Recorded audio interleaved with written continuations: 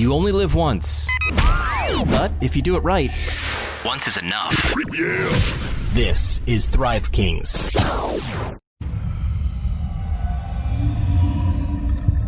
Grind like today makes it or breaks it. Hustle like you never have before. And thrive on the fruits of your labor. Hustle, grind, thrive, repeat. This is Thrive Kings. Here's your host, Craig Fountain. Welcome to the Thrive Kings podcast. This is episode 7, and I am your host, Craig Fountain. Today's guest is a recognized expert in entrepreneurship and business strategy. Horrified by entrepreneurship trends, he has made it his mission to rescue 1 million entrepreneurs from traditional employment. His new book, Boss Brain, will be out soon. It's my pleasure to share with you my conversation with Trey Williams. Follow the show online at Thrive Kings on Twitter, Instagram, and Facebook. Trey, welcome to the Thrive Kings podcast. Appreciate you coming on the show today. I'm very excited to be here. Thank you for having me. Absolutely. Now, Trey, before we get into your speaking and your writing and some of those other things that you're currently involved in, we'll get into your new book, talk some entrepreneurship. Can you give us some insight on how you got to where you are now, maybe a little bit of your journey so we can get to know you? Yeah, absolutely. I, like many other people, was never really a fantastic employee. And I'll be the first one to admit that there was always a drive for me that made me feel like I was meant for, or at least capable of, greater things. And that drive really led me to try to start some businesses when I was younger and fail here and there and learn some lessons. And it landed me in the franchise industry, ironically enough, which is nothing but and filled with entrepreneurs. And there I was really able to flex my entrepreneurial muscle a little bit and hone my skills and understand more about what it means to lead traditional employment and be your own boss. And I was fortunate enough to work with a number of brands and sit at the helm of a couple of mid-sized brands, a couple of hundred locations scattered across the nation. And that world is really a fantastic world. It's one of the few industries in America where everyone within it is hopeful and willing to help everyone else, and not a group of folks who compete with one another, ironically enough, even though it's filled with entrepreneurs. It's really a fantastic group of people who support and assist others through their own journey. So I was lucky enough to have some mentors in there to assist me through my journey, and learned a lot about what it means to be an entrepreneur, both as an entrepreneur and as someone leading a brand filled with entrepreneurs. Very recently, I left that world and focused on consulting full-time until I began the journey of writing and trying to put all of these lessons that I've learned into a book that is forthcoming here later this year. Now, what inspired you to make the move to writing? You know, ultimately, I recognized that the biases that I was falling victim to and the challenges that I was facing every time I tried to leave a traditional job and begin my own journey as an entrepreneur were biases that everyone faces. And it occurred to me that there had to be an underlying reason, and the research panned out to show that that is indeed the case. And sadly enough, the research also indicated a really sad statistic in America about entrepreneurship, and that motivated me to get this message out so we could try to reverse a pretty significant trend, which is causing the death of American entrepreneurship. It's currently at its lowest point in history and falling. And when I tell people that, they're usually taken aback. They have a hard time believing that the most entrepreneurial country in the world actually ranks lowest among all major industrialized nations. We actually have fewer entrepreneurs as a percentage than socialist-leaning Norway and largely dictatorial Russia. And that's a really sad statistic. So why is entrepreneurship at an all-time low in our society? The simple answer is we're becoming victims of our own success.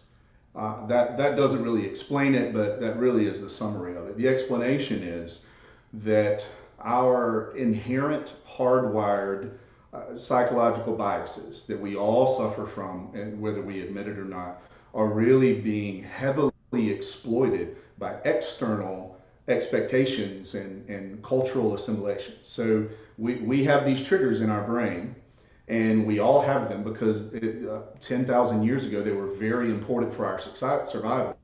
But today, in the world that we live in, it's causing this battle between our inherent optimism and our need for certainty to rise in a really ugly way. And our need for certainty is winning out for the first time in history, I might add.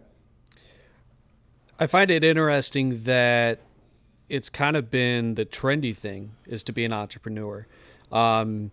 Even people want to be influencers and people want to put entrepreneur on their profiles or founder or startup, all these buzzwords in the world we live in. Even professional athletes, you can look up a professional athlete on LinkedIn and it's going to say entrepreneur and then Every time. Professional athlete. So why in a society that fantasizes about entrepreneurship isn't there more entrepreneurs? That seems kind of, am I wrong when I say that seems kind of like an oxymoron or there's some irony there? Right. You are. You're dead right, and it's a really cruel irony. So let's talk about it for a minute. A study in 2018 of 2 million Americans in the American workforce revealed that 70% of the American workforce would prefer to be self-employed. So let's do the quick math on that. That's about 100 million people who indicated that they would prefer to be self-employed. The actual math is that less than 7%, about 6.5%, actually is self-employed. And that number has been falling since the mid-1940s during the baby boom generation. So I will agree with you that despite all this talk about the gig economy and even with COVID and working from home and remote workforce, you might think, or at least situationally, you might tend to think that entrepreneurship is on the rise. And while folks are doing a little side hustle here and there, and they're trying to engage themselves in something that is more meaningful than their traditional 9 to 5, self-employment is still at an all-time low. I'll give you another quick number. 25 years ago or so, in the mid-90s, self-employment was running in between 12 and 13%, and that number has been cut in half in 20 years. So if you follow that trend, it means by the mid-2040s, 99% of Americans will work for the other 1%. That's a crazy statistic. It's really hard to wrap your head around, that's a pretty big swing. I mean, you hear everybody say now the 3% works for the 97%, or the other way around, 97% works for the 3%. But like you're saying, the numbers are so big, it's actually much more substantial than at first glance. What do you think happens when we get to that point where 99% of the population works for the 1%? Well, I think we're already seeing a lot of pent-up angst and civil unrest in this nation, largely because there is a perception that the 1% are unfairly benefiting from the way society is actually structured and formed. But the reality of the situation is every day we're not just complicit, we're to blame for accentuating this statistic and hastening the decline of American entrepreneurship. And it's because we've reached a point in our gross domestic product and our quality of life metrics where you can pretty much be guaranteed that Maslow's bottom level of his hierarchy for safety and food and shelter can be met within the United States. And once those are met, folks become incredibly resistant to change.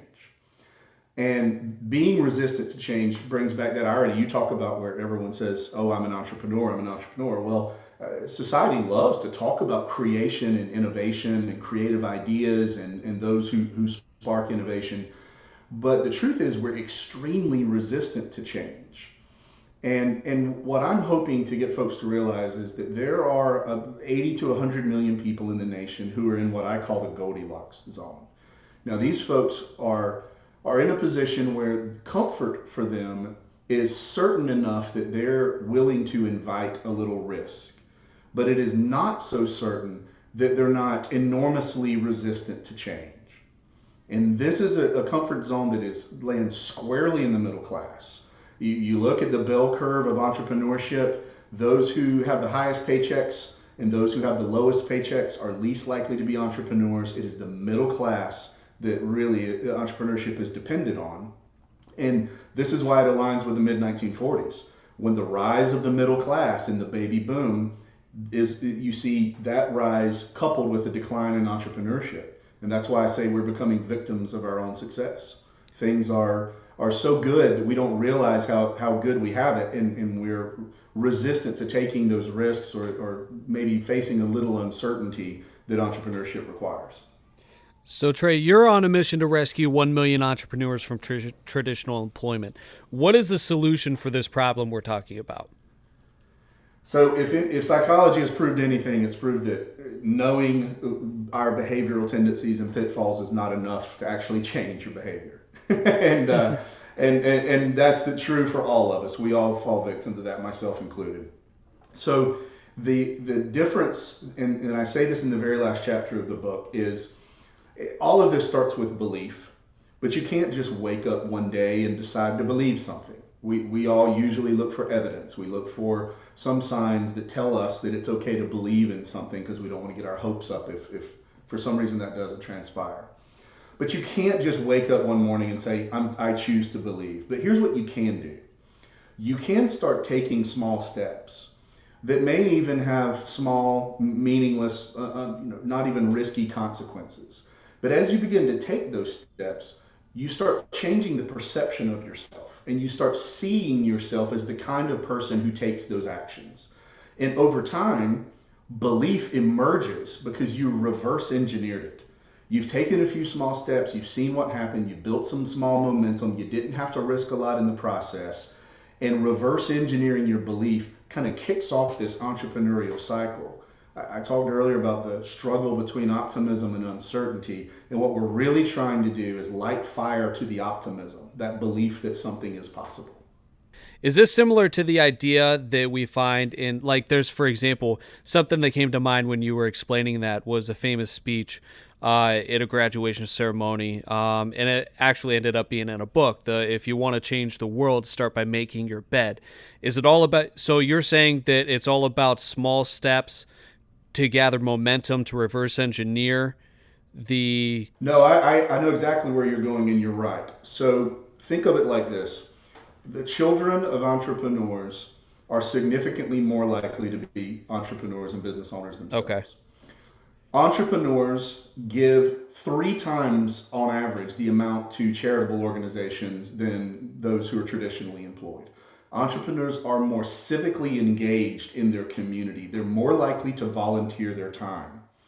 So what you end up with is the higher the concentration of entrepreneurs in a society, the more peaceful and civilly engaged and harmonious that society becomes. So to paraphrase what you were just saying is, if you really want to help your community, start by helping yourself. Because that's how you throw a rock into a pond, and those ripples reverberate all the way to the other side. And it might not sound like much, but we didn't get here overnight. We got here over a 65, 70-year period of entrepreneurial decline, and we're not going to fix it overnight. But we have to start somewhere, and it has to start one entrepreneur at a time. Why is it this way? Is it because if you're an entrepreneur, you see the positives and negatives, the cause and effect of every action you take? It has a meaningful impact. Does this have something to do with the idea that when we start participating in our community and things like that, that everything has a real impact? 100%. The part 2 of the book is divided into 4 parts, and part 2 is all about accountability. And that's not blame. Now, those are 2 different things. So I want to be clear about that. When I talk about accountability, I'm talking about the recognition that you have the power to make a difference in your eventual outcome. And being an entrepreneur opens your eyes to the fact that you are empowered to make changes that change your eventual destiny. And that is what you do today. If you're dwelling on the past, there's nothing you can do to change that. If you're focused on the future, the only way to manufacture and make that future a reality are the steps that you take today. And being an entrepreneur really makes you realize that. So there's an entire part of the book that focuses on accountability and the realization that we are all in control of our lives, despite how it may feel in the chaotic world we live in. So let's talk a little bit about your book, because we've covered some of the content matter for the book. What's the book's title? When can we expect to see it, and where will we be able to find it? So the book is called Boss Brain: Unlock Your Entrepreneurial Instincts, Live the Real American Dream. I talk about the real American dream because the modern day interpretation of the American dream is home ownership, and that was a lie that was created by the mortgage companies.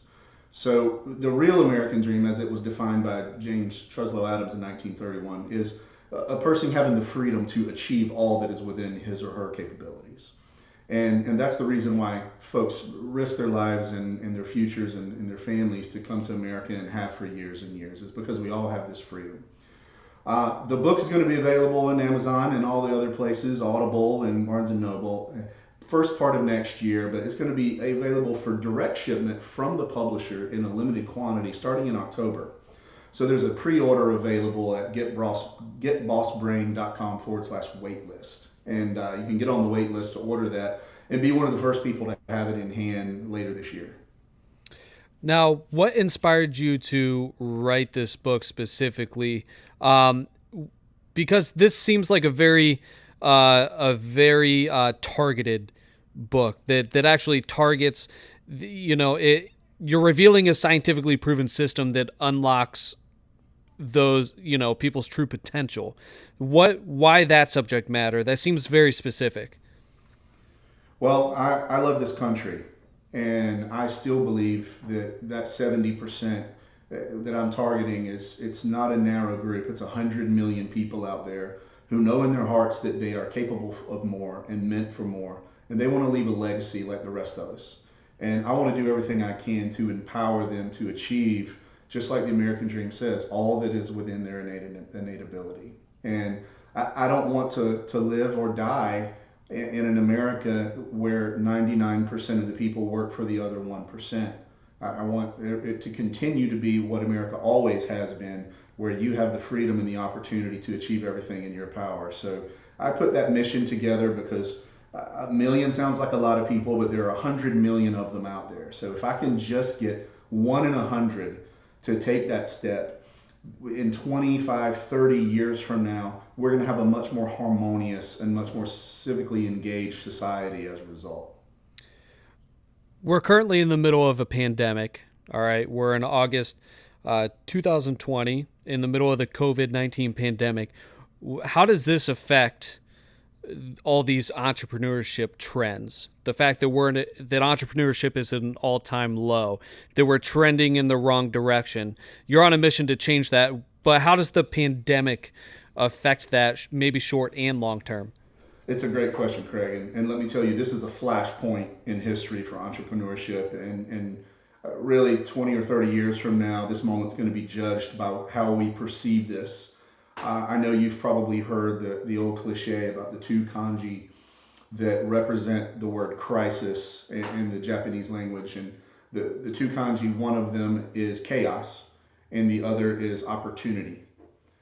And I try to remind everybody of that as often as I can when I speak with them, because amidst this chaos is opportunity.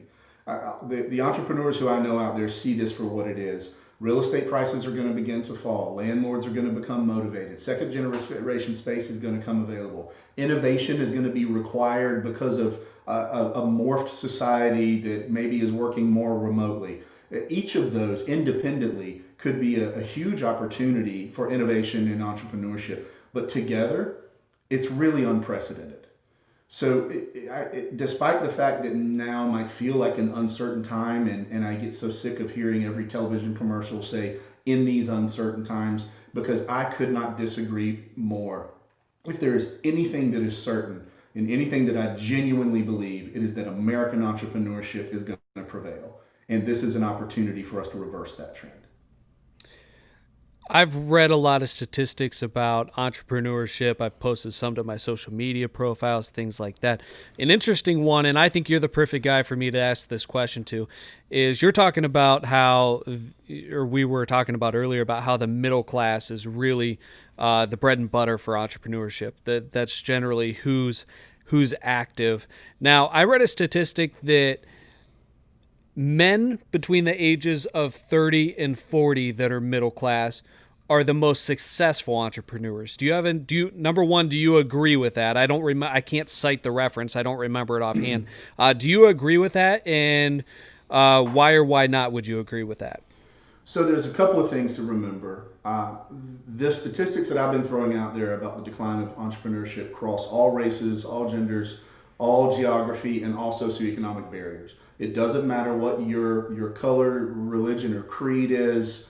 There are fewer of you as a percentage of entrepreneurs in this country now than at any time in history. So what you're speaking to, though, is the level of success about timings. And there's a couple of interesting points I want to make there. A person with a master's degree is 20% less likely to be an entrepreneur than a person with a GED. Now, I'm not comparing apples to apples on what their income is. What I'm saying is when master's degree and secondary education create opportunities for employment, we're more likely to choose that certainty. So when you talk about men in their 30s, I think what you're really speaking to is the fact that men are a little less risk averse than women are. So perhaps it skewed the statistic in that way. And believe it or not, when you are least optimistic in your life is in your mid-20s. And despite how Hollywood predicts that youth are naively optimistic and they have this rosy view of the world and they really don't face reality, it's actually the opposite of that. You're most pessimistic in your 20s, which really inspires us to make these decisions that have lasting consequences about home buying and family and jobs and career and where we live. And we're making those significant decisions at a time when we are least optimistic, when we believe in things the least. The studies show that you're most optimistic in life when you're 55 years old. And that's because we all require a library of experience to kind of pull from, look back on, and understand what's possible and that everything is within our power to change. And I'm not surprised to hear that those who start in their 30s do a better job in other places. But I would also question how they measured success in that, because I know there are a lot of folks who hit 40 and 45 years old and they find themselves in a place where they worked hard for 20 or 25 years and can invite that risk in that Goldilocks zone we talked about earlier. It's probably also really important to remember that success is such a vague term, and one person's definition of that could be vastly different. And I think if you subtract the monetary aspect out, you're going to find that all entrepreneurs are, in their eyes, more successful because they're happier and more satisfied with their life, and this has been proven by science, than people who are traditionally employed. I should say, for clarity and transparency, and I probably should have articulated the question just a little bit better, but the studies that I was reading where I read that statistic had to do with what percentages of entrepreneurs were still operating about after X amount of years. Like, for example, such and such percentage fail before 3 years, 5 years, 7 years, 10 years. So I think it was from a longevity standpoint. But that could mean a lot of things. That could, a lot of times the reason why entrepreneurs fail is capital. Maybe that's just, the group that has the most capital to sustain them. There's lots of things like you mentioned that could really throw that statistic. I was just curious as to what your insights were. There's lots of questions that, not a lot. There's a few questions that I like to ask everybody that comes on the show, kind of a rapid fire type deal, but I'm curious because leaders are readers in my mind. Aside from your book, if I was going to pick up a book to read before yours came out, what book would you recommend? I'm going to give you one that's maybe a little off topic. If you haven't read The Behavioral Investor by Dr. Daniel Crosby, even if you're not an investor, we have a really tumultuous and volatile relationship with money. And you can learn a lot about yourself and about society as a whole by reading this book. And Dr. Crosby he's had 3 New York Times bestsellers. This is his 3rd. The other one was called Laws of Wealth. But I found the behavioral investor to be one where, as I was reading, I would shake my head and say, I totally do this. This thing that he's telling me that I shouldn't do, I do this all of the time. And I learned a lot about the world, and I learned a lot about myself. Coincidentally, Dr. Crosby wrote the foreword for my book, Boss Brain, and put into very eloquent terms, sort of summarized the book for me. So if you haven't read his book, I highly recommend it. Outstanding. Now, when you were starting off as an entrepreneur, what advice do you wish somebody would have given you at the time? Expect failure. Learn from it, get over it, don't see it as a personal indictment, and move on. And I can't say this enough, the statistics we were talking about earlier doesn't measure the people who look at what they were doing and say, I'm making an okay living doing this right now, but I've got a better idea. And they shutter that business to go do something else. And very often we forget those lessons that we're learning, and we just measure those closures as a failure. But that really was a lesson, and that was a springboard to your next opportunity.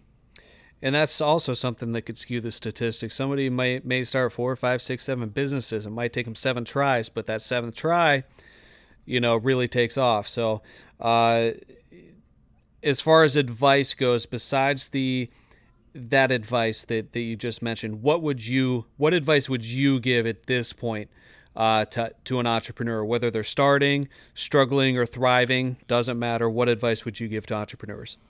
Well, I would say to reference what we said earlier about starting small until those actions change your perception of yourself. But more than that, I'll give you a quote that's at the beginning of my book, from a book called The War of Art. It's a fantastic quote. It says, there never was and never will be a moment when we're without the power to change our destiny.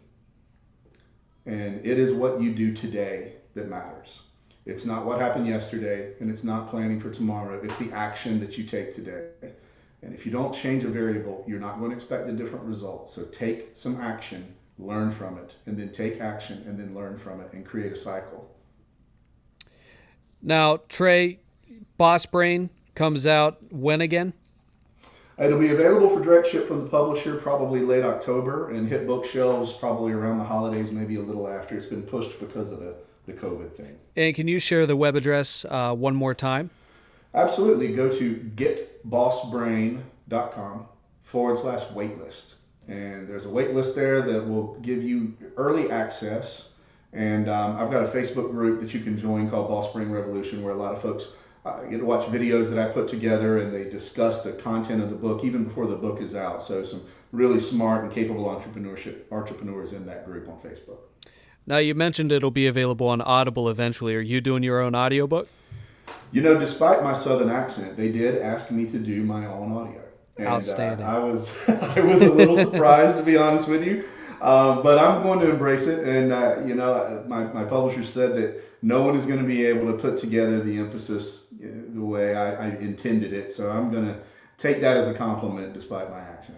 I will say, as an audiobook listener, because I can't focus when I'm trying to read words on a page, and I've mentioned it many a times on the show before. I'm an audiobook guy, but I always prefer when the audiobook is read by the author. I think it just makes it so much better. So I'm glad to hear that. I'll be sure to use one of my credits on that when your book comes out. But where can everybody find you on social media besides your Facebook group that you already mentioned? Do you have Twitter, Instagram, TikTok, Absolutely. for that matter?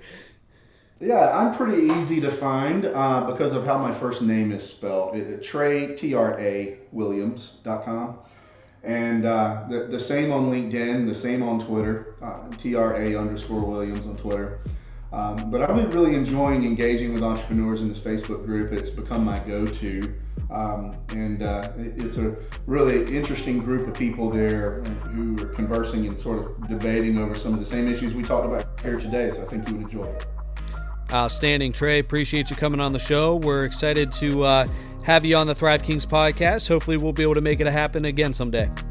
It's my pleasure, Craig. Thank you so much for having me.